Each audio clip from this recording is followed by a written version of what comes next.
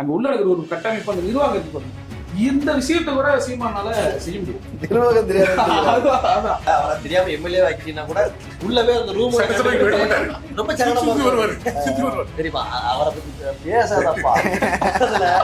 சரி முடிஞ்ச பேர சொல்ல சரியா மும்மொழி கொள்கையை பத்தி பேசியிருக்கலாம், ஆர்ப்பாட்டம் நடத்திருக்கலாம். இல்ல அது இப்ப பிஜேபி ஏடிஎம்கே கூட்டணி பேச்சுவார்த்தை போகும்போது டிஸ்டர்ப் பண்ண வேண்டாம்.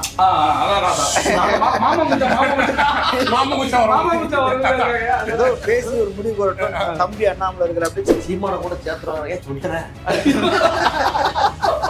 இப்ப தம்பி மரம் நம்ம வந்துமா எங்க அண்ணனை உச்சரிக்காம உங்களுக்கு அரசியல் பூத் லெவல் ஏஜென்ட்ஸ் நம்ம கட்சிக்காரங்களையே நம்ம போட போறோம். அடுத்து அவர் பார்க்க வர செய்தாரு. ஒதுக்கி இவனை எதிரியாக்கி ஊருக்குள்ள சண்டை போட்டா கொண்டாடுற மாதிரி உள்ள நுழைய பார்த்தாங்க. அதுக்கு சண்டைக்கு இழுக்கிறதுக்கு சீமானை பயன்படுத்தினாங்க. நாங்க தெளிவாயிட்டோம். மாநில உரிமைகளை விட்டு கொடுத்தது அப்படிங்கிறது தான் சீமான் கொண்டவர்கள், விஜய் கொண்டவர்கள் விமர்சனம். மாநில உரிமைக்கான ஒரு சிக்கல் வருதுன்னா அது யார் மேல தவறு? அண்ணனுடைய மெயின் தான் தவறு. அவ்வளவுதான். கடைசி படம் இருக்கு பாருங்களேன், அது காஞ்சி வெம்பி அழுது மாதிரி ஆயிடும். கடைக்காரருக்கு தூரம் கொடுத்த மனசு வராது. அது எவ்வளவு 2 வாரம் பறிக்க மாட்டான். அதே மாதிரி சீமான். அரண்சை நண்பர்களுக்கு வணக்கம். அரண்சை ஊடகம் சுயேட்சையாக இயங்குவதற்காகவே உருவாக்கப்பட்டது. நாம் செய்கிற வேலை உண்மையிலேயே மக்களுக்காக செய்கிறோம் என்பதை நீங்கள் நம்பினால், வாய்ப்பு இருந்தால் இந்த ரேசர் பே QR கோடுக்குள்ளே நீங்கள் அதை ஸ்கேன் பண்ணி எங்களுக்கு உங்களால் இயன்றதை விருப்பம் இருந்தால் ஆதரவு தெரிவிக்கலாம். அரண்சை நேயர்களுக்கு வணக்கம். நான் மதநெறி உலகன். இன்றைய நமது சிறப்பு விருந்தினர் அந்தோனி விஜய் பார்வின் அரசகுமார் அவர்கள். ஏற்கனவே அவங்களோட நம்ம நிறைய விவாதிச்சிருக்கிறோம், பலரும் பார்த்துருப்பீங்க. மீண்டும் அவங்கள நம்ம சந்திக்கிறோம், அவங்கள வரவேற்கலாம். வணக்கம். வணக்கம். நாம் தமிழர் கட்சியிலிருந்து வெளியே வந்த நேரத்தில் நம்ம சந்திச்சு பேசினோம். அது பரவலாக கவனிக்கப்பட்டுச்சு. எப்படி உணர்றீங்க இப்போ திமுகவை எதிர்த்து, திராவிடத்தை எதிர்த்து திமுகவை ஒழிக்க போகிறோம், எங்கள் லட்சியமே திராவிடத்தை ஒழிக்கிறது தான், தமிழ் தேசியம் இப்படி பேசிட்டு இப்போ திமுகவுக்கு வந்திருக்கிறீங்க, கொஞ்சம் காலம் ஆயிருக்குது. எப்படி பார்க்குறீங்க இந்த வித்தியாசத்தை? நல்லா இருக்கீங்களே? நல்லா இருக்கேன். நாங்க இப்ப நல்லா இருக்கோம். என்கிட்ட திமுக வந்துட்டோம், அதனால கொஞ்சம் தன்மானத்தோட இருக்க மாதிரி ஃபீல் ஆகுது. நல்லா தான் இருக்கும். திராவிடத்தை ஒழிக்கணுங்கிறது எங்க நோக்கம் கிடையாது. அப்படி அந்த ஆள் சொல்லி கொடுத்தாப்புல, யாருன்னு பேரை சொல்ல வேண்டாம்னு நினைக்கிறேன். ஏன்னா எங்க தலைவர் ஸ்டாலின் அவர்கள் பேரை சொல்ல வேண்டாம்னு சொல்லியிருக்காப்புல, அதனால பேரை சொல்ல போறதில்ல. அவர் சொல்லி கொடுத்ததுதான் திராவிடத்தை ஒழிப்போம். இப்ப நமக்கு திராவிடத்தை ஒழிக்கணுமா, திமுக ஒழிக்கணுமா அப்படிங்கிறதெல்லாம் தாண்டி முதல்ல ஒழிக்க வேண்டியது ஆரியன் தான். இவங்க அதுக்கு நேரா ஃபைட் பண்ணாம மக்களை, அது மாதிரி எங்களை மாதிரி யங்ஸ்டர்ஸ் எல்லாம் அண்ணமே யங்ஸ்டர் தான் தெரியுங்களா, பாத்துருக்கீங்களா? கட்டுமையா ஃபைட் பண்ணுவாரு. சீனியர் யங்ஸ்டர், சூப்பர் சீனியர்லாம் சொல்லலாம். அது மாதிரி சீனியர் யங்ஸ்டர். எங்களை மாதிரி ஆட்களை மண்டையை கழுவி நீ திமுக பின்னால போயிடாத, திராவிட இயக்கங்கள் பின்னால போயிடாத, போனா ஆரியத்தை நீங்க அடிப்பிய, நீ ஏன் பின்னாடி வேணா வேற மாதிரி ஒரு மருந்து தரேன் அப்படின்னு சொல்லி கூட்டு போய் ஆரியத்திட்ட அப்படியே திருப்பி திராவிடத்துக்கு எதிராக நிப்பாட்டிருந்தாப்புல. ஏற்கனவே சொல்லியிருந்தேன் நினைக்கிறேன், பைத்தியம்னு. அந்த பைத்தியங்கள்லாம் தெளிஞ்சு எல்லாரும் அப்படியே தெளிவா இருந்தாங்க. நாங்களும் இதுதான் சரியான நேரம் வெளியில வந்திருந்தோம். இப்ப ரொம்ப திருப்தியா இருக்கும். எப்படி எங்க தாத்தா ஆதித்தனார் திமுகல போய் இணைஞ்சதுக்கு அப்புறம் எப்படி திருப்தியா அவருடைய வேலைகள், எம்எல்ஏ வேலையவோ பேரவைத் தலைவர் பணியவோ சிறப்பா செஞ்சாரோ, அந்த மனநிறைவோட நாங்க திருப்தியா இருக்கோம். இல்ல ஐடியாலஜிக்கலா ஏதாவது அப்படி ஒரு சேஞ்ச் இந்த மாதிரி வந்திருக்கு இல்லையா? திராவிட எதிர்ப்புன்னே வளர்ந்துருக்கிறோம் இல்லையா, கொஞ்சம் காலமா பேசி வளர்ந்துருக்கிறோம் இல்லையா? இப்போ அவங்க சொன்ன அந்த குற்றச்சாட்டுகள் அதை வச்சுட்டு இப்ப திமுக பார்க்கும்போது எப்படி தோணுது? இல்ல அது எல்லாமே முழுக்க பொய் தான் அப்படிங்கிற மாதிரி தானே. உண்மையை அது எதுவுமே இல்லை. ஏன்னா சீமான் பேசுனதை வச்சு நம்ம பார்க்கும்போது அவர் எங்களை சொல்லி கொடுத்ததை வச்சு, ஏன்னா வெளிப்பட்டா இருக்க மற்ற அரசியல் கட்சிகளை பத்தி எதுவுமே பெருசா எங்களுக்கு தெரியல. அது அந்த சீமான் அந்த மேடை பேச்சு அவருடைய ரசிகனாவே நம்ம இருந்ததுனால அரசியலுக்கும் நாங்கள் 2 நாள் தலைமைச் செயலாளர் சட்டமன்ற பேரவை நடக்குது, சட்டப்பேரவை நடக்குது இல்லையா, அதை அங்கே போனோம். அங்க நடக்கிற அந்த நிர்வாகம் இருக்கு பாருங்க, அங்க உள்ள இருக்கிற ஒரு கட்டமைப்பு, அந்த நிர்வாகம் இருக்கு பாருங்க, இந்த விஷயத்த கூட சீமானால செய்ய முடியாது. நிர்வாகம் தெரியாது. நிர்வாகம் என்னன்னா அதுக்குள்ளே ஒரு பெரிய ஒரு இது நடக்குது. உங்களுக்கு தெரியும் இல்லையா? நீங்க ஒரு சின்ன நிகழ்ச்சி நடத்தினாலும் அது கூட சீமானால என்ன செய்ய முடியாது. செய்ய முடியாது. அப்படிங்கும்போது அவர் வந்து நீங்க ஒரு எம்எல்ஏ ஆக்கிட்டீங்கன்னா கூட, அவரை தெரியாம எம்எல்ஏ ஆக்கிட்டீங்கன்னா கூட உள்ளவே அந்த ரூம் ரொம்ப சங்கடமா. சரிப்பா, அவரை பத்தி பேசாதப்பா. அதாவது முதல்ல வந்து நாங்க அந்த ஆள் பேச்ச கேட்கும்போது அண்ணன் சொல்றதுல கொஞ்சம் பொய் இருக்குமோ அப்படின்னு இருந்தது. கொஞ்ச நாள் கழிச்சா தெரிஞ்சு அண்ணன் சொன்னது புறமே பொய் தான். பொய் மட்டும் தான் சொல்லியிருக்காரு. அதனால அந்த பொய்கள்ல இது ஒரு பொய். உதாரணத்துக்கு இந்த கச்சத்தீவு நேத்து பாருங்க தீர்மானம் போட்டாச்சு. இந்த கோஷ்டிகள் பூரா சீமான் இன்னைக்கு பேசியிருக்காரு. அப்படியே கச்சத்தீவுங்கிறது ஏமாத்துல ஏமாத்து. ஐயா மூக்கையா தேவர் அவர் மட்டும்தான் நாடாளுமன்றத்துல எதிர்ப்பு தெரிவிச்சு பேசினாரு, வேற யாரும் பேசலன்னு சொல்றாரு. மூக்கையா தேவர் யார் ஐயா? அவங்களோட அவரு பல ஐயா அவரு ஒரு ஐயா வைங்களேன். என்ன சொன்னாராம்? அவர் தான் அதை கண்டிச்சு வந்து இதுல கொடுக்காதீங்க அப்படின்னு சொன்னாரு. சீப்பாயத்தினர் அவங்க ஐயா தானே, அப்படிதானே? அவர்லாம் என்ன சொன்னாராம் தெரியல. அவங்கெல்லாம் இருந்தாரா இல்லையா சட்டமன்றத்துல? என்னையா இது அவங்க நாடாளுமன்றத்துல கொஞ்சம் பொறுங்க. இது கொடுத்திருக்கிறது சென்ட்ரல் கவர்மெண்ட் கொடுத்திருக்கு. ஒன்றிய அரசு, அன்னைக்கு இருந்த ஒன்றிய அரசு காங்கிரஸ் அரசு கொடுத்திருக்கு, அப்படிதானே? நம்ம இந்திரா காந்தி இவரு திமுக எடுத்து கொடுத்த மாதிரி வாவான்னு கத்திட்டு இருந்தா எங்க அண்ணன் சொல்லுவாரு, ஆர்டி அதாவது ரவீந்திரன் துரைசாமி சொல்லுவாரு, கங்கல்ல மிச்ச மாதிரி அவ்வான்னு கட்டி இருக்காங்க. அப்படி கத்திட்டு என்ன செய்ய முடியும்?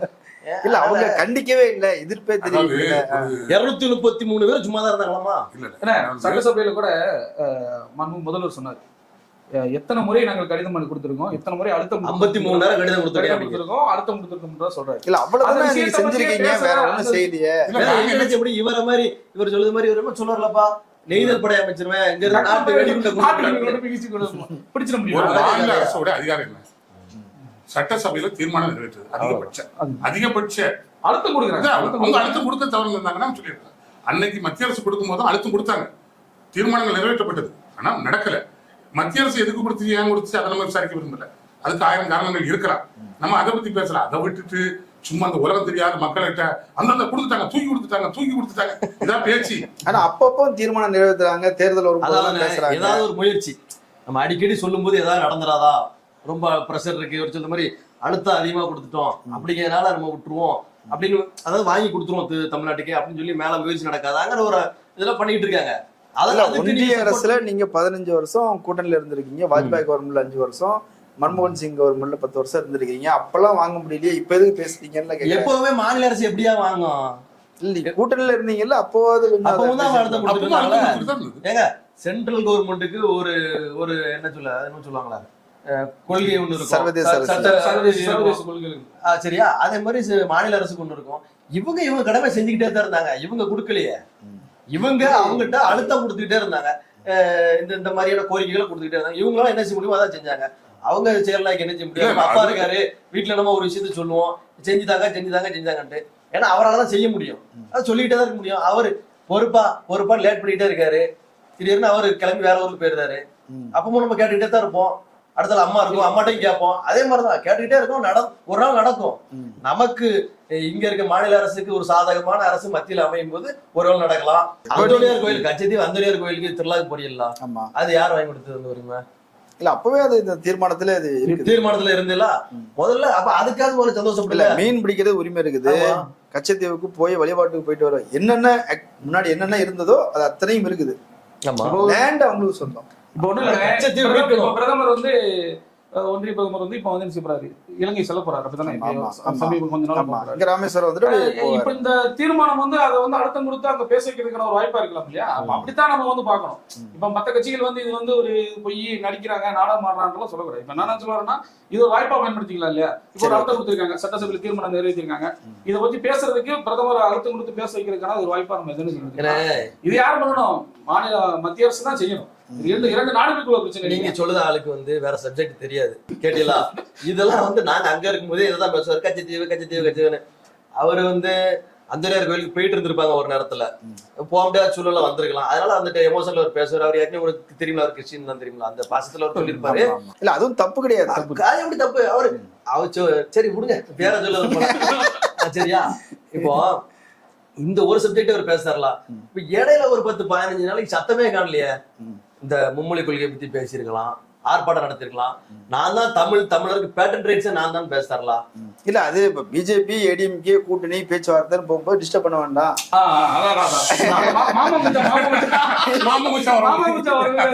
ஏதோ பேசி ஒரு முடிவு வரட்டும். தம்பி அண்ணாமலை இருக்கிற அப்படியே சித்தப்பா எடப்பாடி நீங்க அப்படி நினைச்சிட்டு இருக்கீங்க. அதாவது சித்தப்பா எதுக்கு அங்க போயிருக்காரு தெரியுமா உங்களுக்கு? நான் சொல்றேன் கேளுங்க. அதாவது இங்க புது தம்பி ஒருத்தர் வந்திருக்காரு தெரியுங்களா? ஒரு டான்சர் கட்சி ஆரம்பிச்சிருக்காரு தெரியுங்களா உங்களுக்கு? அந்த நடனமாடி கட்சி ஆரம்பிச்சிருக்காப்ல. சித்தப்பா என்ன நினைச்சாருன்னா, இந்த டான்ஸர் நம்ம கூட வந்துருவாரு, இந்த கராத்தே குங்ஃபு மாஸ்டர் நம்ம கூட. நானும் பிளாக் பண்ணிட்டு தான் இருந்தேன். அவங்க எல்லாம் என்ன சொன்னாங்க. அதே மாதிரி இந்த டான்ஸரும் இந்த கராத்தே மாஸ்டர் வந்துருவாரு. அவர் காத்துட்டு இருந்தாரு. இவனும் 2 பேரும் பெரிய புரோட்டா. ஆமா, கராத்தே மாஸ்டர் ரேஞ்சுக்கு உண்மையிலே மாறிட்டானுவான்.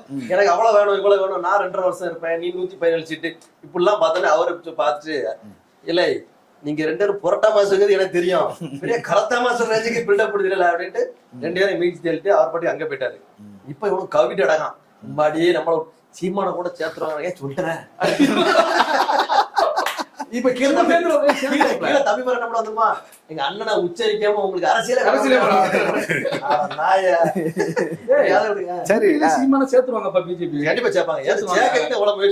தனியா தானே நிக்க போறேன்னு சொல்லிட்டு இருக்காரு. எங்க பேர் இப்ப தனியா அவரை வந்து கெட்டி இழுத்துக்கிட்டு இருக்காங்க. இப்போ கூடவே யாரு இருக்கா திருப்பலா? மிகப்பெரிய அறிவியல் ஆய்வாளர், அரசியல் ஆய்வாளர், அறிவியல் ஆய்வாளர் கூட சொல்லலாம். அவர் வந்து ஈக்குவேஷன் எல்லாம் பொருத்தி போட்டுவார். அவரு எல்லாம் போடுவாரு. அவர் சாயங்காலம் எம்சி அடிப்பாரு. அவரு எம்சி ஸ்கொயர் அடிச்சுட்டா அவர் பேர் வந்து 1 கிராம் துரைசாமி தெரியுங்களா உங்களுக்கு? 1 கிராம் மோதிரம். அவரு 1 கிராம் மோதிரம் கொடுத்தீங்கன்னா போதும், ஒடியாரத்துக்கு பேட்டி கொடுப்பாரு. அவரு அவருடைய நோக்கமே என்னன்னு கேட்டீங்களா, இந்த ஆளை வந்து கன்சீராமு தமிழகத்தின் கன்சீராம்னு சொல்லி இவரை சோழியை முடிச்சு வேற இங்க இருந்து பிடிச்சு கொண்டு போய் அங்க விடுறதா இவர் கொடுத்துருக்க அசைன்மெண்ட். இந்த ஆள்கிட்ட 8% ஓட்டு இருக்கு, அதான் கொண்டு வந்து அங்க சேர்த்துரு. நீ வந்து கந்தன்னு சொல்லுதியா, நான் அதை வந்து முருகன்னு சொல்லுதேன். நீ சுப்பிரமணியன்னு சொல்லுதியா, நான் வந்து அதை வந்து முப்பாட்டன் முருகன்னு சொல்லுதேன். இது எல்லாமே இவங்களுடைய அஜெண்டா தானே. இதுக்கு ஊழல் இருந்த பாலம் வந்து யாருன்னா நம்ம ரவீந்திரன் துரைசாமி தான். அதனால அவருக்கு ட்ரைனிங் கொடுத்துட்டு இருக்காரு. நீங்க கேளுங்க அவர்கிட்ட, சீமான் வந்து ஜம்பிங்ல போயிட்டு இருக்காரு அப்படின்னு. ஓவரா ஜம்ப் அடி அடிச்சு தூக்கிடுவாரு. விஜய் காலி பண்ணிடுவாரு. விஜய் எல்லாம் ஒண்ணுமே கிடையாது. நேத்து ஆரம்பிச்ச விஜய்க்கே வந்து 2வது இடம் கொடுத்துருக்காங்க. அதை பத்தி ஆமா, அதை கூட நான் கேட்க நினைச்சேன். இதை முடிச்சிருவான். நான் ஏற்கனவே சொன்னேன், ஏன்னா உங்களுக்கு ஓயாம ஜம்பிங்காரு ரொம்ப துள்ளாதிய. இதுல வேற நீங்க ஜம்பிங்ல போறிய அவர சொல்லுவாரு ஏறி அடிப்பாரு அப்படின்னு. வயசு 58 ஆயிட்டு.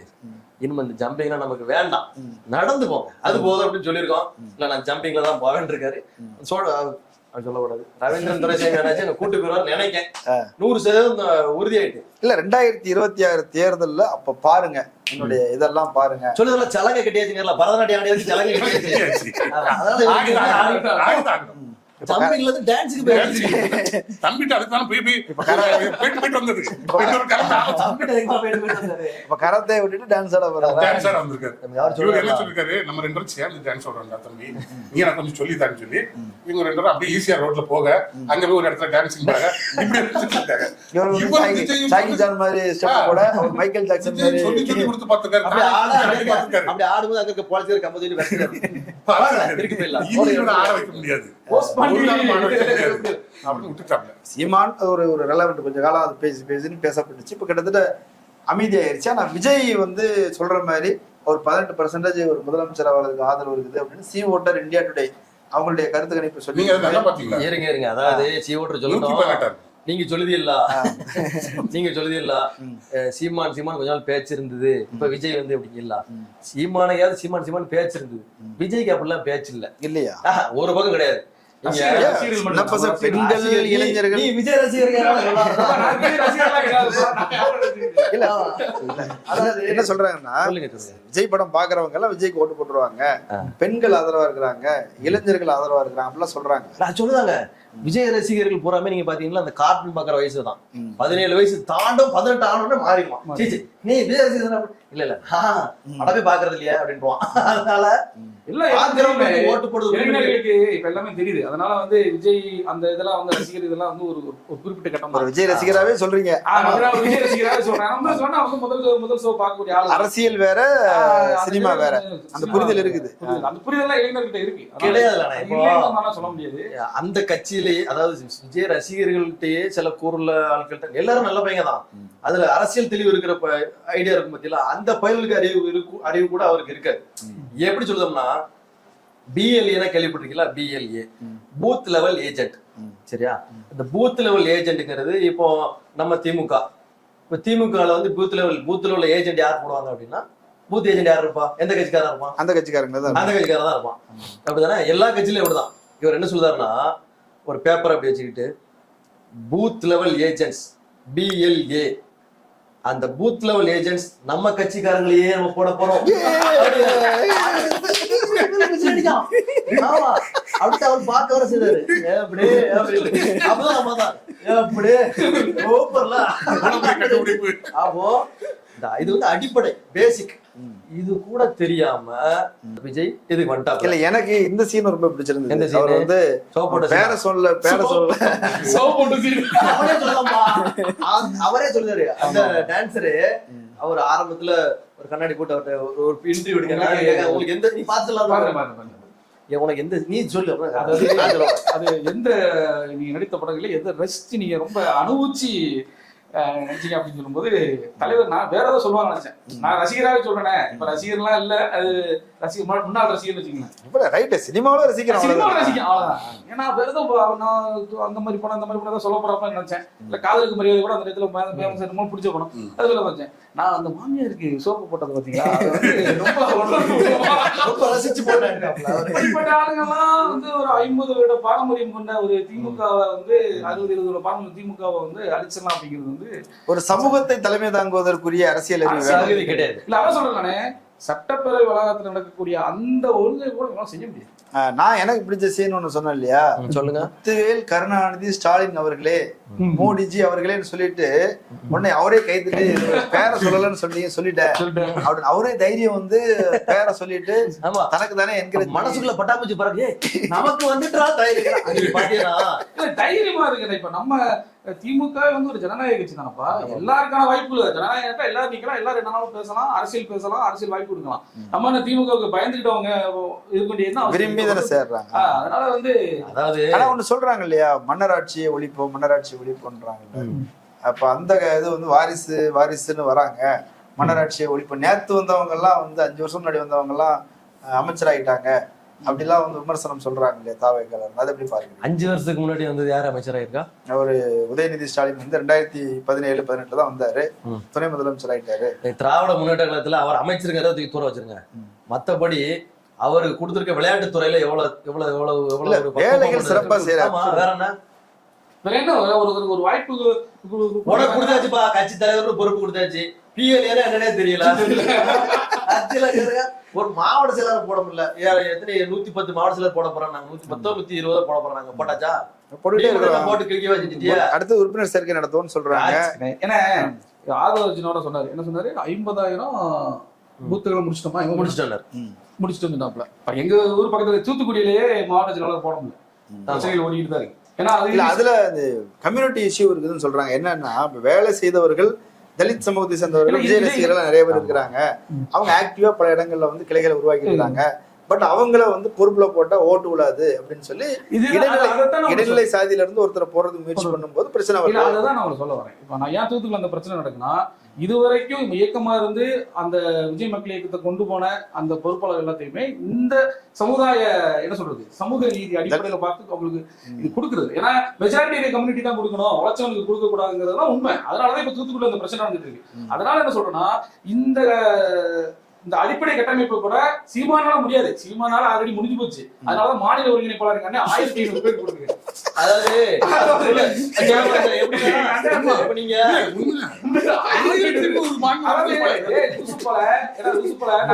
உலகம் முழுக்க போட்டு நாங்க கேட்டது என்ன தெரியுமா, கிளை வரையும் கட்டமைச்சிட்டோம்னா இவங்களுக்கு அங்கீகாரம் கொடு. முதல்ல வந்து இவங்க கிளை பொறுப்பாளருங்கிறத அவன் உணரணும். முதல்ல ஒரு அரசியல் செய்யறான்னா அந்த தம்பி வந்து கிளை பொறுப்பாளர் உணரணும். அப்படின்னு சொல்லி சண்டை ஓட்டு இது பிரச்சனை பண்ணா கேட்டாதான் உங்களுக்கு பிரச்சனை, பொறுப்போட பிரச்சனை சொல்லி 1500 மாநில வங்கி இன்னொன்னு எப்படி தெரியுமா, கட்சியில இருக்கிற எல்லாருக்குமே மாநில வரி இருக்கவங்களுக்கு மட்டும் கிடையாது, தண்ணி கேன் போட வந்தவங்க மாநில வரி. இப்போ நீங்க வந்து இப்ப ஒரு லேண்ட் விற்கணும் வைங்களேன், இந்த இடம் இந்த லேண்ட் நீங்க வாங்க வந்தீங்கன்னா உங்களுக்கு பத்திரப்பதிவு இலவசம், கோல்டு காயின் இலவசம், பைக் இலவசம், கார் குழுக்கள் முறையில் தேர்ந்தெடுக்கப்படும் சொல்லலாம்ல. அதே மாதிரி இப்ப ஒருத்தர் வந்து நம்ம கட்சியில உறுப்பினருக்கு பதிஞ்சிட்டாங்கன்னா போதும் தூக்கலாம்.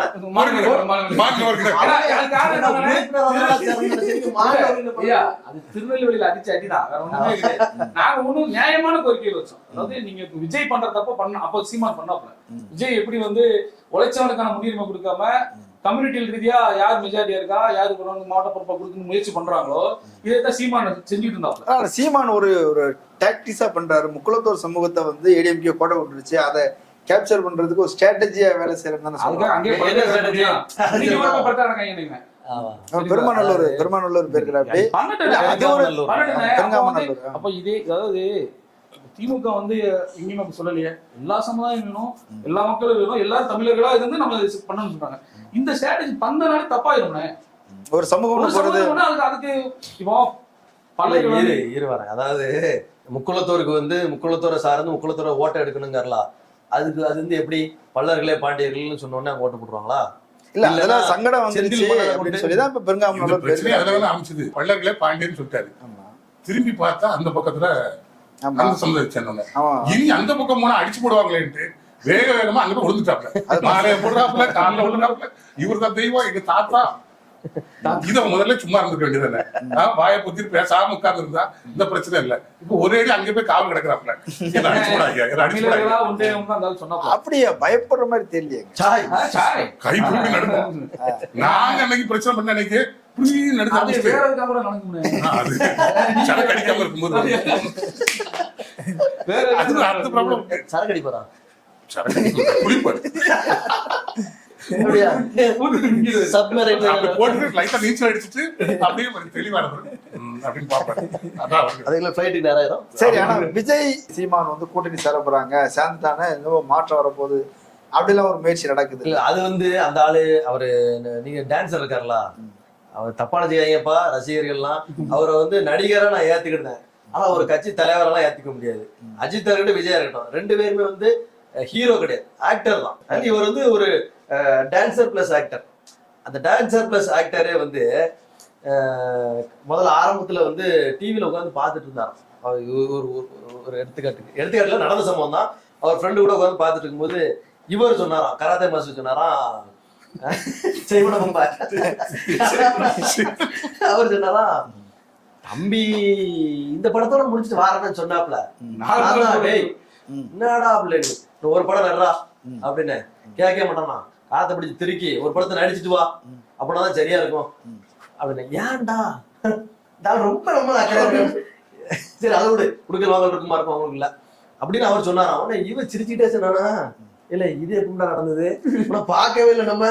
அப்போ அவன் என்ன மனநிலைக்கு வந்திருக்காருன்னா, நம்ம ஒரே ஒரு நேரம் நீலாங்கர்ல டூர் போனது, சும்மா லாங் டிரைவ் போலாமா மாமக்குட்டி அப்படின்னு போயிட்டு வரும்போது இந்த ஒரு சீனுக்கே இவன் வந்து நான் சொல்லிதான் படம் நடிக்கான், நான் சொல்லிதான் குளிக்கான், நான் சொல்லிதான் கட்சி ஆரம்பிக்கான், கட்சி ஆரம்பிச்சு நான் சொன்னதுன்னு சொல்லலாம்ல, எல்லாமே நான் சொல்லி இந்த ஆளை கிட்ட வைக்கிறது நல்லது கிடையாது அப்படின்னு சொல்லி அவர் முடிவு பண்ணி அந்த ஒத்தேல் நடுத்தர்ல ஒத்தாயில என்னாலும் சரிதான் இவன் கூட சேரக்கூடாது முடிவுக்கு அந்த ஆள் அப்பவுமே வந்துட்டாப்புல. வந்துதான் இவனை கிட்டே விடல, மொத்த அடிய மாநாட்டுல அறைய தானே திரும்ப அப்படின்ட்டு ரொம்ப கோச்சுக்கிட்டாரு. அதை பத்தி ஒண்ணுமில்ல, ஒரு அளவு தானே எனக்கு மதியம் நல்லா பிடிக்கும் தெரியும் அப்படிங்கேண்டி நான் சொல்லி நீங்க ஒரு பச்சை சட்டை போட்டுக்காரு, நான் சொல்லலாம் அறம் செய்ய விட்டு ஓடி போறவரு அப்படிலாம் நான் சொன்னா நீங்க ஏத்துக்கிட்டீங்களா, அந்த கணக்கு தான். துஷ்டம் தூரம் தள்ளி நிக்காப்ல, இவரெல்லாம் ஓட்டிட்டு போயிடணும்னு நினைச்சிட்டே இருக்காரு. விஜய் கூட கூட்டணி வைக்க வாய்ப்பு இருக்கா இல்லையா, பிஜேபி கூட கூட்டணி பேசிட்டு இருக்காங்க. அப்படியா? ஆமா ஆமா நிஜமா பிஜேபியோட டீம் தானே அவரு. இல்ல அது தெரியும், மெயின் டீம் தானே. இன்னும் தெரியாத ஒரு விஷயம் சொல்ல மாதிரி சொல்றீங்க. இல்ல ஏடிஎம்கே பிஜேபி என்ன தெரியுமா, பிஜேபி வந்து நேரடியா மோதி பார்த்துச்சு, சில பிரச்சனைகளை முடியல. அப்ப என்ன பண்ணுச்சு, பார்ப்பன கட்சின்னு சொல்லிடுவாங்க. அந்த வீட்டுக்குள்ள இருந்து ஒரு ஆளை தேர்ந்தெடுத்து முதல்ல அந்த வீட்டுக்கு உழைக்கிற மாதிரி உழைக்க வச்சு திருப்பி அவன் மூலமா என்ன பண்ணலான்னு அந்த வீட்டுக்கு தீ வச்சிட வேண்டியது அவன் மூலமா. அப்ப அதுக்கு ஏற்பாடு பண்ணது சீமான். சீமான் உடனே வந்தாரு, தமிழன் தமிழன் தமிழன் இந்த மாதிரி ஒரு தமிழனை பார்க்க முடியாது. அப்படியே நைஸா கொண்டு போய் பார்ப்பனன் இருக்காரு. இப்பவும் அப்படிதான். இத மாதிரி ஒரு தமிழனை பார்ப்பனன் எல்லாத்தையும் பார்க்கணும், சம்பந்தமா பார்க்கணும், இவரு அது மாதிரி. இப்ப என்னன்னா இல்ல ராஜாஜி கூட குலக்கல்வியை தொண்டு கொண்டு வந்ததை தவிர வேற என்ன தப்பு பண்ணிட்டாரு?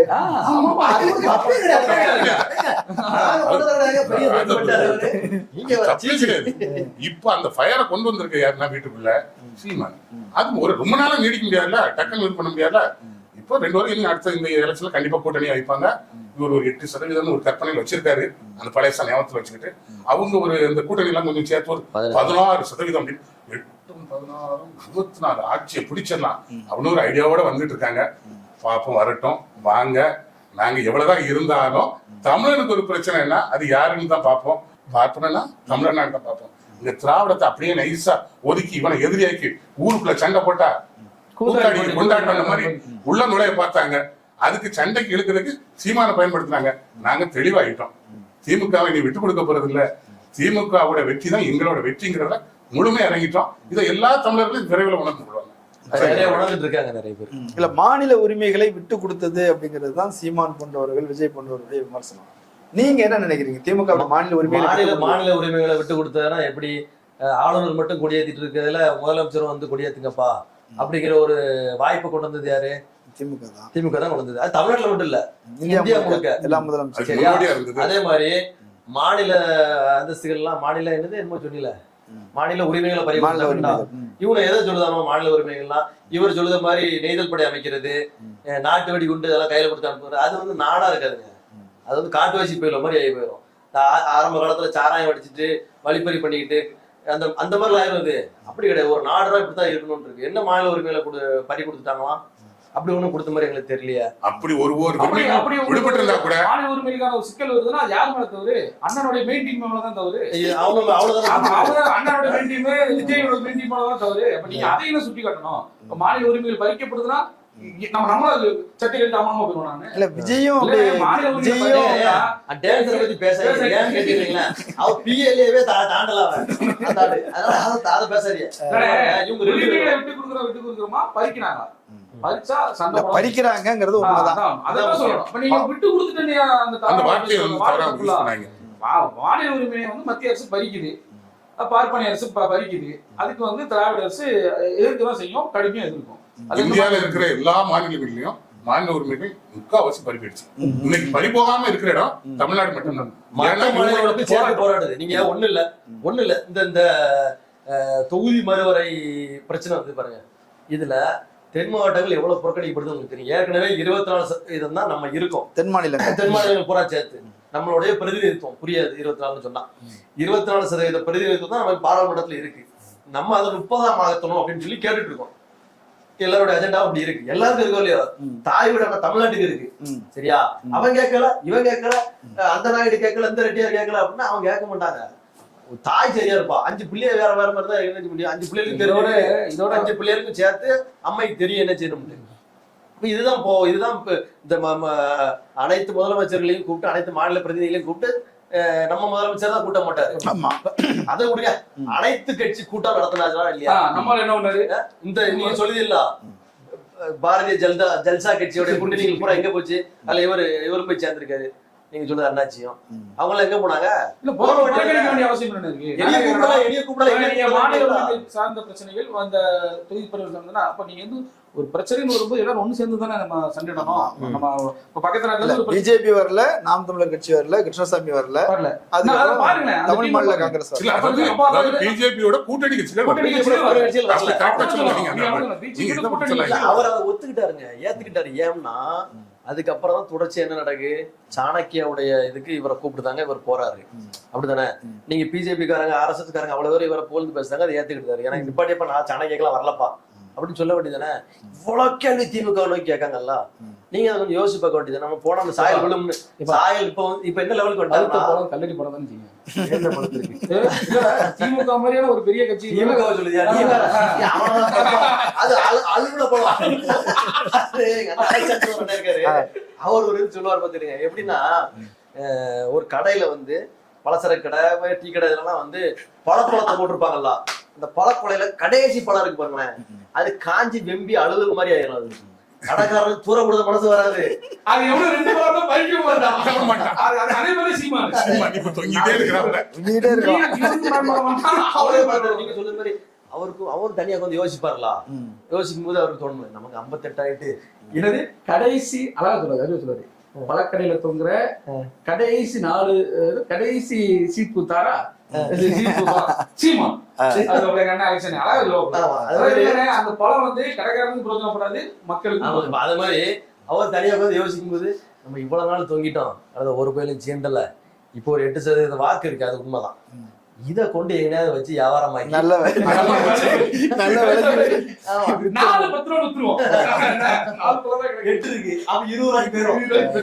அப்படிங்கிற கணக்கு அவர் வந்துட்டாரு. கடை 20 சீட்டு கிடைச்சாலும் போதும், பாஜகவை கையை தாங்கி பிடிச்சிடலாம் அப்படின்ட்டு அவர். ஏன்னா அவரே சொல்லுவார் பாருங்க, இஸ்லாமியர் கிறிஸ்தவர் எனக்கு ஓட்டு போடல, இஸ்லாமியர் கிறிஸ்தவர் எல்லாமே வந்து சொன்னாலும் கேட்க மாட்டேன் அப்படின்னு சொல்லும்போது அவரு யோசிக்கலாம். 18% இருக்கிற இவங்களுக்காக கடந்து நம்ம மண்டையை உடைக்கவா, 80% இருக்கிற இவங்களை நம்பி போயிடலாமாங்க முடிவுக்கு அவர் வந்துட்டாரு. அவருடைய சகாக்கள் இருக்காங்க பத்தியெல்லாம், அண்ணன் தம்பி மாதிரி பிஜேபி காரங்க அவ்வளவு பேர் சேர்ந்து அவர் இழுத்து அங்க கொண்டு போயிட்டாங்க. அதனால அந்த வியாபாரம் முடிஞ்சுது, அந்த அலுவலக பல வியாபாரம் முடிஞ்சுது, அங்க போயிட்டாப்ல அவரு. அதனால சரி, இப்போ விஜய் வந்து திமுக எதிர்ப்பு அப்படின்றத தொடர்ந்து பேசுறார். பிஜேபியும் பெருசா எதிர்க்கிற மாதிரி தெரியல, ஏடிஎம்கேயும் பெருசா எதிர்க்கிற மாதிரி தெரியல. அதுக்கு காரணம் சொன்னா ஏடிஎம்கேயோட பேச்சுவார்த்தை நடத்திட்டு இருக்காங்க. ஆனா திமுக மட்டுமே குறிவைத்து ஒவ்வொரு புதுசா வர்ற கட்சிகள் எல்லாமே திமுக மட்டுமே எதிர்க்கிறது அப்படின்னு ஒரு ஸ்ட்ராட்டஜி வைக்கிறாங்களே. அண்ணா திமுகவை எதுக்கு எதிர்க்கணும்? என்ன எதுக்கு இருக்கணும்? அவங்ககிட்ட திராவிடம்னா என்னன்னு கேட்டீங்களேன், தாத்தா என்ன சொன்னாரு தெரியுமா? சீமானுக்கு தான் தாத்தா, மறுபடியும் 2000 பண்ணேன். ஆமா, அவருக்கு தான் சித்தப்பா, நமக்கு வந்து தாத்தா தான். அவர்கிட்ட போய் கேட்கும்போது அந்த அளவுக்கு நமக்கு ஒண்ணும் தெரியாதுங்க, அதெல்லாம் படிச்சவங்க அப்படின்னு சொல்லி முடிச்சிட்டாரு. அப்போ கருத்தியலா ஒருத்தரை எதிர்க்கணும்னு முயற்சி பண்ணாங்க. கருத்தியல் இருக்க இடத்த தான் எதிர்த்து வளரணும்னு நினைக்காங்க. வா, நீ கருத்தியலோட வந்து முதல்ல பரவாயில்ல, ஒண்ணுமே இல்லையா? எத்தனையோ பேர் கட்சி ஆரம்பிச்சாங்க, திமுக எதிர்த்து. திமுக எதிர்கட்சியா இருக்கும் போதும் திமுக பிடிச்சா சொல்லணும், பாத்துருக்கீங்களா நீங்க? அதிமுக ஆட்சியில இருந்தா திமுக திமுக திட்டியே எங்க அண்ணன் வந்த மாதிரி இப்ப வரும் பூரா அந்த ஸ்ட்ராட்டஜி பின்பற்ற ஆரம்பிச்சாங்க. ஆனா இதுக்கு முன்னாடி திமுக தொழில் கத்துக்கிறாங்களா? ஆமா, திமுகவை வந்து நீங்க இதுக்கு முன்னால திமுக எதிர்த்தவங்க எத்தனையோ பேர் எதிர்த்து கட்சி ஆரம்பிச்சு எவ்வளவுலாமா குட்டியா நடிச்சாங்க, அங்க பல்ட்டி அடிச்சாங்க, அங்க பல்ட்டி அடிச்சாங்க. எம்ஜிஆர்ல இருந்து எல்லாரும் ராமதாஸ், எம்ஜிஆர் வந்து சாதிச்சாரு, அது உண்மை. சாதிச்சாரு அப்படின்னா அவருக்கு இருந்த கிரேஸ் வேற. அவர் வந்து திமுக காரர், சரியா? அதனால அவர் வந்து அண்ணாவின் தம்பி அப்படிங்கிற ஒரு அடிப்படையில அவர் அடிச்சு மேல வந்தாரு. ரெண்டாவது சினிமாக்களே அப்படி சொன்னாரு, அவர் மாமியாருக்கு ஜாப் போடல, அவரு வீட்டுல யாருமே மாற்றப்படி அப்பா அம்மா வீட்டுல இல்ல, மம்மி வீட்டுல சித்திட்ட கேட்டாரு, சின்னமாட கேட்டாரு, அவ்வளவு தெரியாது. இப்படிப்பட்ட அரசியல் அவர் பண்ணாலும் அதனால அவர் ஜெயிச்சுட்டாரு வைங்களேன். அடுத்த வந்து எல்லாரையும் பாருங்க, கடைசியா எங்க அண்ணாச்சி சரத்குமார் வரைக்கும், புரியுதுல உங்களுக்கு? சரத்குமாருங்க நைட் மிட் நைட் யோசிச்சு முடிவு பண்ணி கட்சியில சேர்ந்தாரு. அவர் வரைக்கும் திமுக தான் எதிர்க்கேன். அவர் திமுக இருந்தாருன்னா நீங்க ஏதாவது ஒரு எம்பி சீட்டை கொடுத்து அவர் எம்பி ஆக்கியிருப்பாங்க. நான் போய் தனியா பிடிக்கிறோம்னாரு ரொம்ப போச்சு. அப்போ திமுகவை எதிர்த்தே தான் புது கட்சிகள் ஆரம்பிக்கப்படும். ஏன்னா இங்க கருத்து இருக்கு, கருத்தியல் இருக்கு, மத்த எங்கேயும் ஒண்ணும் இல்லை. இவங்களை மோதி நம்ம ஜெயிச்சிடலாம் அப்படின்னா இத டம்மி பண்ற அளவுக்கான கருத்து எங்கேயும் வரல இது வரைக்கும். ஒரு சித்தாந்தம் இல்ல. இவங்க எல்லாருக்கும் மக்கள் மனசுல, திமுக மக்கள் மனசுல இடம் கொடுத்தாங்க. மத்த இவங்க எல்லாருக்கும் மக்கள் மனசுல இடம் கொடுக்காம யாரும் தெரியும் பூமியில தான் இடம் கொடுத்துருக்காங்க. பீச்ல இடம் கொடுத்துருக்காங்க. அதே மாதிரி இனிமே வந்து டிக்கெட்டுகளுக்கு பீச்லயும் இடம் கிடையாது. நீங்க இப்ப நீங்க சொன்ன டான்சர், கராத்தே மாஸ்டருக்குலாம் பீச்ல இடம் கிடைக்குமான்னா வாய்ப்பு இல்ல ராஜா, அவர் இந்த மாதிரி வாய்ப்பு இல்ல, சரியா? இப்ப டான்சர்லாம் வந்து அவர் நிக்கிற தொகுதியை ஜெயிக்கிறதே கஷ்டம். படிச்சுட்டு தான் பாருக்காரு, அரசியல் கத்துக்கிட்டு வராரு. சரி, இப்போ இந்த 2026 தேர்தல்ல நாம் தமிழருடைய பெர்ஃபார்மன்ஸ் எப்படி இருக்கும், விஜயோட பெர்ஃபார்மன்ஸ் எப்படி இருக்கும்? 2 பேரும் டான்ஸ் நல்லா ஆடி பிராக்டிஸ் எடுத்தீங்க அண்ணன் சொன்னார்ல, நீலாங்கர்ல போய் இல்ல ஏடிஎம்கே கரைஞ்சு போச்சு, முடிஞ்சு போச்சு எங்க இல்லையா? ஏன்னா நீங்க என்ன அந்த அவங்களே மாதிரி நீங்களும் பேசியா, அந்த அவன் தம்பி மாதிரிதான் பிரம்மையிலே இருப்பான். தம்பி மார்மெண்ட்ல மேல் மட்டத்துல இருக்க ஒருத்தர்னா அந்த ஆள் பேர் வந்து சொல்ல வேண்டாம், மேடையில சொல்லுவாரு, எங்களை டைரக்ட் எம்பிலாம் ஆக்கிறாதிய மக்கள்கிட்ட கேட்கவோ, நானா எம்பி ஆகுது விருப்பப்படல, நீங்க எல்லாரையும் ஜெயிச்சு இங்க 33 இருக்கு 35 இருக்கு ஒரு எம்பி கொடுப்பாங்களா ராஜ்யசபா எம்பி, அப்படி நான் உள்ள போய்க்கிட்டேன், எனக்கு சீட்டு வேண்டாம் அப்படின்னா. ஒரு இப்ப ஒரு கட்சியில இல்ல, மாநில பேச்சாளர் மாநில பொறுப்புல இருந்தாரு. அப்ப எந்த லட்சணத்துல அந்த கட்சி இருக்கு பாருங்க. எம்எல்ஏக்கள் நிறைய பேர் ஜெயிப்போம், அதுல நம்ம மேல போவோம் அப்படின்ற நம்பிக்கைகளை பேசி. எம்எல்ஏக்கள் ஜெயிப்பாங்க, திமுக அதிமுக ஜெயிப்பாங்க, இவங்க எப்படி ஜெயிப்பாங்க? எம்எல்ஏக்கள் ஜெயிப்பாங்க, 234 கண்டிப்பா ஜெயிச்சுதான் ஆகணும். இல்ல ஏடிஎம்கே வந்து கரைஞ்சு போயிருச்சு, அது பாருங்க 30% இருந்து 23% வந்துருச்சு. அது ஏன் குறைஞ்சிருக்குன்னா இவர் சொன்னார்ல முதல்ல, நான் வேணா பெரியப்பாவையும் சித்தப்பாவையும் சேர்த்துக்கிட்டுமா, உங்களையும் அவருதான் உங்களையும் சேர்த்துச்சாரு, அவரு மேல இருக்கிறது தான் அவருதான் காரணம். கட்சி உடைச்சிட்டாங்க. கட்சி உடைச்சிட்டாங்கன்னு இல்ல, இப்பதான் அது நல்லா தான் போயிட்டு இருக்கு. இந்த பக்கத்துல பிஜேபின்னு ஒரு சுவரு, இந்த பக்கத்துல நாம் தமிழர்னு ஒரு சுவரு. ஆனா நம்ம புரோட்டீன் நல்லா அப்படி மூச்சு உள்ள அடைச்சிடும். திமுகவுக்கு எந்த அளவுக்கு ரெலவென்ட் இருக்குதுன்னு நினைக்கிறேன் 2026 தேர்தல்? அருமையா இருக்குண்ணே. அதாவது பட்டுக்கோட்டைக்கு ஒரு வேலையா போறோம், ரயில்ல போறோம். அப்போ ஒரு குடும்பம், அவங்க வந்து இவங்க சொல்லக்கூடிய வேற ஒரு குடும்பம்னு வைங்களேன், சரியா? அந்த மக்கள் வந்து ஆரம்பத்துல பேச ஆரம்பிச்சுட்டு இருக்கும்போது நான் யாருங்கிறத நான் சொல்லலை, திமுக காரன் அப்படிங்கிறதையோ எதையுமே நம்ம பேசலை. அவங்களாம் சொல்லுதாங்க, 1000 ரூபா வரும்போது எங்களுக்கு மனசுக்கு எப்படி இருக்கு தெரியுமா அப்படிங்காங்க. அப்படி பட்டாம்பூச்சி எல்லாம் பறக்குமா? நீங்க நினைக்க முடியல, நிறைய பேருக்கு இன்னைக்கு அந்த 1000 ரூபாய் பெரிய காசா இருக்கு. ஆடி கார்ல போனா கூட அவங்களுக்கு 1000 ரூபாய் பெருசா தெரியுது. நீங்க ஒரு 10 ரூபா கொடுத்துருங்க பாப்போம். ஆமா, இல்ல வீட்டுக்காரனே பையனை காசு கட்ட கிடையாது, வாங்கி கொண்டு வந்து போடுறான். அதே மாதிரி நிறைய ஏழை பெண்கள் அரசியல் வாடகை வாயில் தானே அதை வந்து தப்பா இது பண்றாங்க. ஆனா பொது ஜனங்கிட்ட போகும்போது அதான் சொல்லலையா, இணையதளத்துல மட்டும்தான் நீங்க இவ்வளவு சொல்றீங்க. இந்த காலேஜ் பிள்ளைகள் எத்தனை பிள்ளைகள் பட்னியா காலேஜ் போயிருக்கு தெரியுமா? இந்த ஒரு ரீசார்ஜ் பண்ற கூட காசு கிடையாது. ரொம்ப ஒரு சூழ்நிலையில உட்கார்ந்து இருந்துட்டு அந்த 1000 ரூபாய் அந்த பிள்ளைகள் கிடைக்கும் போது ரீசார்ஜ் பண்ணி சீமான் உட்காந்து பாத்துட்டு இருக்காம பாக்கலாம். இப்ப எல்லாம் சொல்லலாம், மன உடச்சலா இருந்துன்னா போட்டு பாப்பாங்க. பேய்படம் பார்க்க மாதிரி, பேய்படல காமெடி மூவி, இது மாதிரி காமன் செடி மாதிரியா அது மாதிரி பாத்துக்கிட்டு இவங்க 2 பேரும் ஓடுறது. மக்கள் மத்தியிலாம் அப்படி ஒன்றும் பெருசா எதிர்ப்புலாம் இல்லை. எப்போதுமே ஒரு ஆளும் அரசுக்கு எதிராக வந்து ஒரு 10-15 எதிர்ப்புகள் இருக்குதான் செய்யும். எல்லாரும் நல்லா சொல்லிட முடியாதுல்ல, நீ எல்லாம் நல்லா செஞ்சுட்டப்பா அப்படின்னு சொல்லி மனசால யாரும் வளர்க்க போறா? வளர்க்க மாட்டாங்க. இருக்க விஷயம் அந்த மக்களுக்கு சேர்த்தா திமுக, அதாவது சிறப்பா ஒரு விஷயம், வானத்துல இருந்து மழை பெய்யுது, அது நைட்ல தூங்குறவங்களுக்கு சிலருக்கு இடைஞ்சலா இருக்கும், படுக்க இடம் கிடைக்காம இருக்கலாம். ஆனா அந்த மழை பெய்யலன்னா ஏற்கனவே 90% மக்கள் அழிஞ்சு போயிடுவாங்க. அதே மாதிரி திமுக செய்யும்போது ஏதோ ஒரு சிலருக்கு சின்ன சின்ன இதுகள் ஏற்பட்டுக்கலாம். இதை அவங்க பெருசாக்கி ருசுவாக்கி இவங்களுக்காக 90% மக்களை விட்டு கொடுக்க முடியாது. இந்த 10% இந்த மாதிரி ஆட்கள் ஆதிர்களுக்கு சப்போர்ட் பண்ற ஆட்கள் என்ன வேணாலும் பேசி போட்டு என்ன வேணாலும் செஞ்சுட்டு போட்டு 26 எங்களை தான் இந்த இலவச பஸ் பயணம் இருக்கு பத்தியா, அது வந்து இந்த மிடில் கிளாஸ் உழைக்கக்கூடிய பெண்கள் இருக்காங்க பத்தியா, அவங்களுக்கு எல்லாம் வந்து ரொம்ப பிரயோஜனமா இருக்கு. ஒரு நாளைக்கு 50 ரூபா வைங்களேன், அது வந்து உங்களுக்கு 25 நாளைக்கு போகும்போது என்னாச்சு பாருங்க, 1250 ரூபா மிச்சம் ஆயிருக்கு.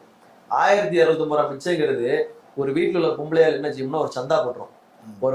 ஒரு மாசத்துக்கு 1000 ரூபானாலும் 1500 ரூபா சேர்த்தாலும் நீங்க 12 மாசத்துக்கு உங்களுக்கு என்ன ஆச்சு பாருங்க, அது 20 ரூபா கிட்ட வந்துடும்.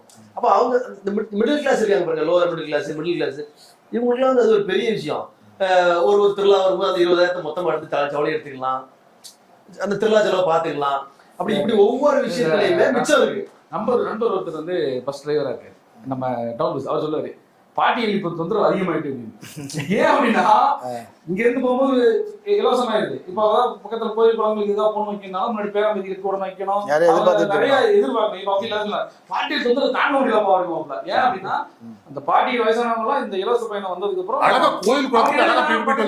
போறது, அவங்க வீட்டுக்குள்ளேயே அடைஞ்சு கிடக்குறது இல்லாம மறுபடியும் 5 பேருக்கு வீட்டுல கொடுக்குறாங்க வயசானவங்க அப்படின்னு. இவங்க என்ன செஞ்சாங்க, இலவச பஸ் பண்ணா அவங்க பாட்டி வச்சுறாங்க. அதுக்கு இது உண்மையிலேயே நம்ம நண்பர் ஒருத்தர் இருக்காரு, டிரைவர் ஒருத்தர், அது சொன்னாங்க, பாட்டி வந்து தாங்க முடியலப்பா, எப்ப இறங்குறாங்க எப்ப ஏறாங்க தெரிய மாட்டேங்குது அப்படின்னு. தமிழ்நாட்டுக்கு வந்து தமிழ்நாட்டுக்கு இல்ல, ஒட்டுமொத்த இந்தியாவுக்குமே தென் தமிழகத்துக்கு, குறிப்பா தென் மாநிலங்களுக்கு வந்து மிகப்பெரிய அச்சுறுத்தல் இருக்கு.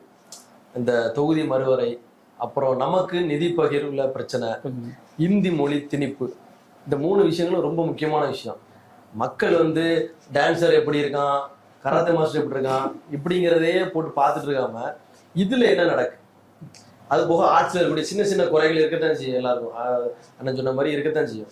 அதையே பார்க்காம நோண்டாம அதை தாண்டி இதெல்லாம் வந்து உரிமைகள்.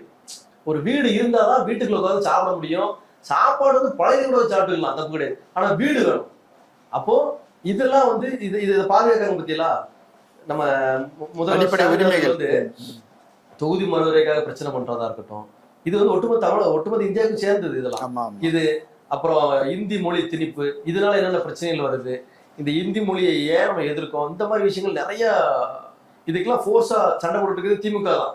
இவ்வளவு வேலை சொல்லுதில்ல, அண்ணா திமுக அவர் இவருன்ட்டு யாருமே இதை பத்தி பேசுறது இல்லை. இது நமக்கு மட்டும், அவங்க திமுக கூட தான் இந்த பிரச்சனையா?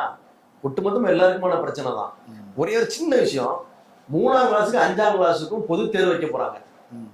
எப்படி டெட்டு நீட்டு இதெல்லாம் வைக்கணும், அதே மாதிரி நீட்டு எப்படி வைக்கணும், அதே மாதிரி நீங்க பிஎஸ்சி பிஏ எது படிச்சாலுமே வந்து உங்களுக்கு என்ட்ரன்ஸ் எக்ஸாம் வந்துடும். இவ்வளவு சிக்கல்கள்லாம் இருக்கு. இதெல்லாம் யார் டேக்கிள் பண்ணதா, யார் நமக்காக இன்னும் ஸ்ட்ரகிள் பண்ணதா அப்படிங்கிறத பார்த்து இந்த திமுக இந்த மக்கள் இன்னொரு வாய்ப்பு கொடுத்து 2026 மறுபடியும் நம்மளை ஜெயிக்க வச்சா மட்டும்தான் இதெல்லாம் பாதுகாத்து சாதாரண நடுத்தர கீழ்த்தட்டு மக்கள் அடித்தட்டு மக்கள் கூட முன்னேறதுக்கான வாய்ப்பு இருக்கு, வாழறதுக்கான வாய்ப்பு இருக்கு. அதனால இதை மக்கள் ஓரளவுக்கு புரிஞ்சிருக்காங்க. இந்த டான்ஸர் இந்த கராத்தே மாஸ்டர் எல்லாம் ஓரம் கட்டி விட்டுட்டு, இந்த பூசாரி மாதிரிலாம் ஓரம் கட்டி விட்டுட்டு திமுகவுக்கு செலக்ட் பண்ணி திமுகவுக்கு மறுபடியும் ஓட்டு போட்டு மக்கள் ஜெயிக்க வைக்கணுங்கிறது என்னுடைய ஒரு அபிப்பிராயம். இதை மக்கள் செய்வாங்க நம்புறோம். எல்லா இல்ல ஜெயிக்க வச்சா மட்டும்தான் தமிழகமா இருக்கும். இல்லைன்னு நினைக்கிறீங்க, வட மாநிலங்களை பார்த்துட்டு இருப்பீங்க, எந்த பாதுகாப்பும் கிடையாது. எந்த ஒரு சமய பாதுகாப்போ, ஒரு ஜாதி ரீதியான பாதுகாப்போ, சமுதாய பாதுகாப்போ எதுவுமே கிடையாது வட மாநிலங்கள. அந்த மாதிரி ஒரு நிலைமைக்கு தள்ளப்படாம இருக்குன்னா மீண்டும் திராவிட முன்னேற்ற கழகத்தோட ஆட்சி வரும். எல்லாருமே காமெடி நம்ம கராத்தே மாஸ்டர் டான்சர் தான். 5-6 கலர் பொம்மை போட்டு இந்த சைனா படம் வருதுங்க, அப்படின்னு ஒரு கலர் ஊரா பச்சை வந்து அது மாதிரி அந்த பொம்மை படம் மாதிரி நீங்க ஒரு ஃபைட் நடக்கும் இடையில காமெடிகளும் வேணும்ல, சும்மா கதை அப்படியே நல்லா இருக்காங்கல்ல. அதுதான் 2 காமெடிகளும் இந்த களத்துல வந்து குதிக்கிறாங்க. குதிக்கட்டும், விளையாடட்டும், எங்களுக்கும் கொஞ்சம் நேரம் போகணும். மக்கள் அவங்க காமெடியா மட்டும் தான் பார்ப்பாங்க. நிறைய கருத்துக்களை சொல்லியிருக்கிறீங்க. மக்கள் இதை பரிசீலிக்கட்டும், உங்களுடைய ஆசைகளும் நிறைவேறட்டும். கலந்து கொண்டு கருத்துக்களை பயன்படுத்தி நன்றி. நன்றி. நேரில் மற்றொரு விருந்தினரோடு மீண்டும் சந்திக்கலாம். நன்றி.